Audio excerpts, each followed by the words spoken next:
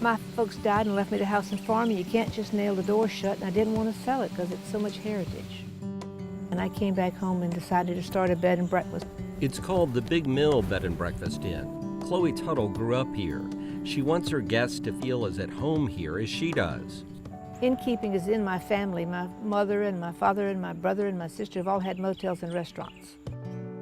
Guests here get a little taste of that Tuttle family heritage and sometimes a taste of their own. So many people come here and say, oh, I used to spend summers with my grandmother. It reminds me of being on my grandmother's farm. A chalkboard on the front porch welcomes guests.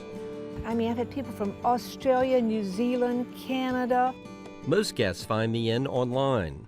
And it was surprising. It's homey and comfortable. Tuttle says most guests come to this 50-acre farm for one thing. They like the peace and quiet, and they like nature. You hear the birds in the background now.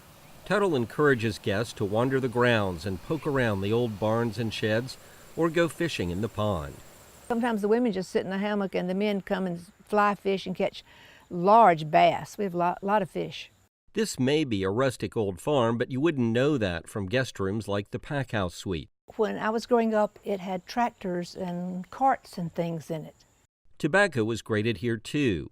Now the Pack House Suite has a spacious living area and a full kitchen. There's a separate room off the back with a king-size bed. There's also a private bath with a tub and shower. You can probably guess from the name what the Mule Room Suite used to be. There were 4 stalls there for mules, Mary, Red, Rock, and Kit. It now has a comfortable sitting area with a full kitchen. There's a separate bedroom and bath. And you really can't tell that a mule lived in there because it's very nice now. A typical breakfast here consists of homemade quiches, breads, fresh fruit, and granola. Everybody seems to love my homemade granolas. Tuttle makes homemade jams too, mostly from the fruit she grows herself on the farm.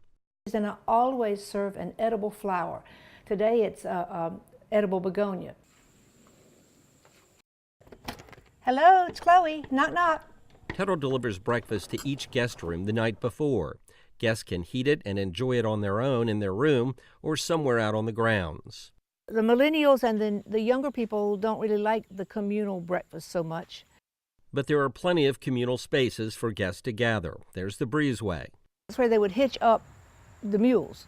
Farm implements hint at that past, but now the breezeway has a brick floor, an outdoor fireplace, and tables and chairs. People like to sit out there and have a glass of wine or take their breakfast out there or dinner. Anybody is free to do that in that breezeway. The grapevine that Tuttle's father planted for her in 1971 offers a shaded area to relax with a cup of coffee or a glass of wine. My grapevine is just super special. It has lights on it, and at night it just comes alive, and it's like a little garden. Tuttle says this old farm offers things that hotels and many other bed and breakfast inns can't. Peace and quiet and safety. And Tuttle says she wants her family farm to give her guests something else too. Just let them feel a sense of belonging.